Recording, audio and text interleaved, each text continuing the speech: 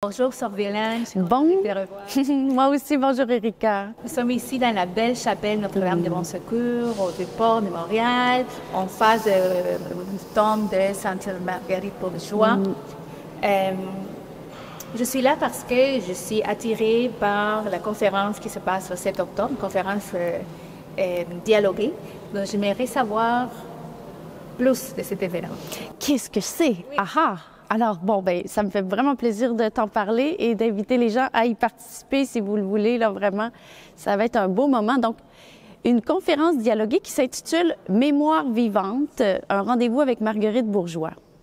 Et pourquoi Mémoire vivante? Parce que Marguerite Bourgeois, ça va être ça les propos de la conférence dialoguée, elle est encore très actuelle, elle a encore un beau message à nous transmettre pour nous aujourd'hui. Elle est encore, c'est ça, d'une grande actualité. Et conférence dialoguée, parce que c'est une conférence qui se vit entre autres, un archiviste, Denis Chouinard, qui est passionné par les archives, qui a travaillé aux archives de l'Université de Montréal, aux archives de la Ville de Montréal et aussi aux archives de la Congrégation de Notre-Dame, donc chez nous, à la CND.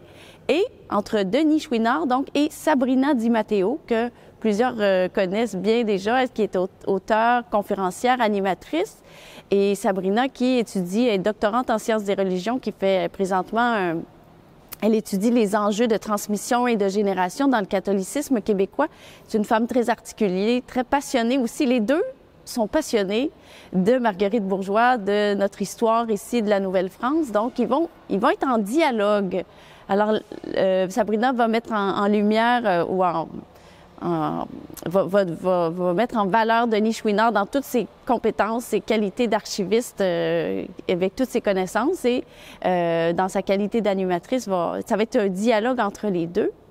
Mais pas que entre les deux, puisque aussi, comme participant, comme collaborateur dans ce beau projet-là de Mémoire vivante, il y a un chœur d'élèves, d'anciennes élèves de Villa Maria, qui est une école de la Congrégation Notre-Dame. Qui était mon école. Alors, donc un chœur qui s'appelle l'ensemble vocal Voci Giovanni, sous la direction de Alfred Lagrenade, qui a fondé l'ensemble Voci Giovanni. Et donc, on va entre les moments de conférence, de dialogue, il va y avoir aussi la voix du chœur des filles de l'ensemble Voci Giovanni qui vont interpréter des chants, attention, des chants de la Nouvelle-France, des chants qui datent de l'époque de Marguerite Bourgeois. Et donc, ça va être très beau. Il va y avoir aussi Benoît Marino à l'orgue, qui est l'organiste titulaire ici, en tout cas, qui joue à la chapelle Bon Secours régulièrement. Et il y aura aussi, peut-être, mais en tout cas, c'est sûr qu'on est dans cette chapelle qu'elle a voulu construire avec les premiers habitants, mais Marguerite Bourgeois va sans doute faire ça et là des apparitions. Qui sait? Je vous laisse découvrir. Ça nous donne le goût de venir. Donc, pour la conférence dialoguée, samedi, le 7 octobre, ici à la chapelle Notre-Dame de Bon Secours. Est-ce que cette conférence est dirigée plus pour les adultes, les familles?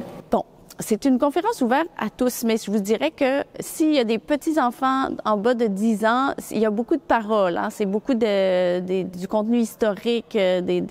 Donc, je pense que ça va peut-être être moins accessible pour les enfants tout petits, quoique il y a des enfants tout petits qu'on leur raconte une histoire et ils vont embarquer, mais disons que c'est plutôt pour au-dessus de 12 ans, 15 ans, là, et donc, voilà. Est-ce qu'il y a une raison pour laquelle on a choisi le 7 octobre pour cette conférence? Oui. Le 7 octobre, c'est une date super importante pour nous à la Congrégation Notre-Dame, en fait, parce que c'est le jour où Marguerite Bourgeois, elle a reçu la touche. On appelle ça la touche de Mère Bourgeois. C'est que le 7 octobre, qui est le jour de la fête de Notre-Dame du Rosaire, d'ailleurs, je veux souhaiter déjà bon pèlerinage à tous ceux qui seront en pèlerinage au Cap de la Madeleine. Mais donc, le 7 octobre, Marguerite Bourgeois était dans une procession du Rosaire dans sa ville natale, c'est-à-dire Troyes, en Champagne. Et là, alors qu'elle était souvent passée à côté de cette statue, de ce lieu, elle est passée puis elle a vu une statue de Marie et elle a été profondément touchée dans son âme, dans son cœur,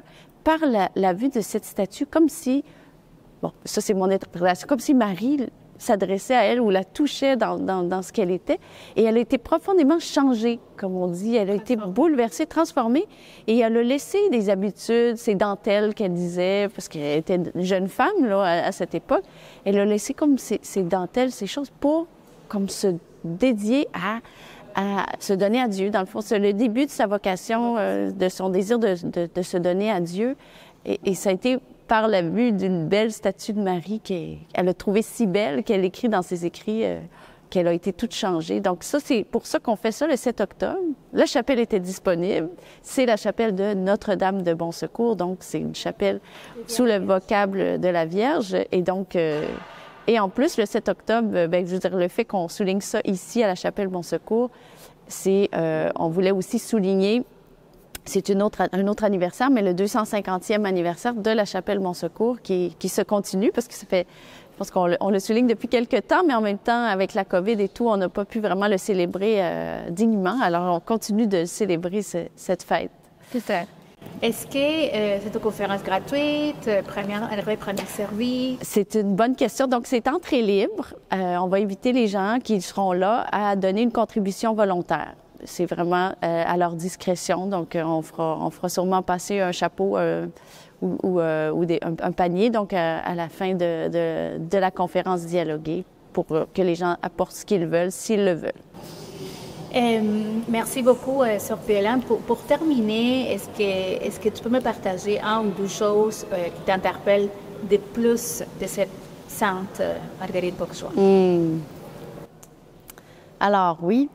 Il y aurait beaucoup de choses à dire, mais moi, ce sur quoi je veux mettre l'accent, c'est combien Marguerite Bourgeois est une femme de foi, une femme de prière, une femme en qui sa connexion avec le Seigneur, l'amour de Dieu, c'est ce qu'elle a voulu pour ses filles, les sœurs de la congrégation, mais pour tout le monde. Donc moi, c'est cette femme de foi qui m'inspire et qui me pousse à aller de l'avant et à continuer de vouloir mettre en action cet amour de Dieu et du prochain par mes actes, par ce que je suis.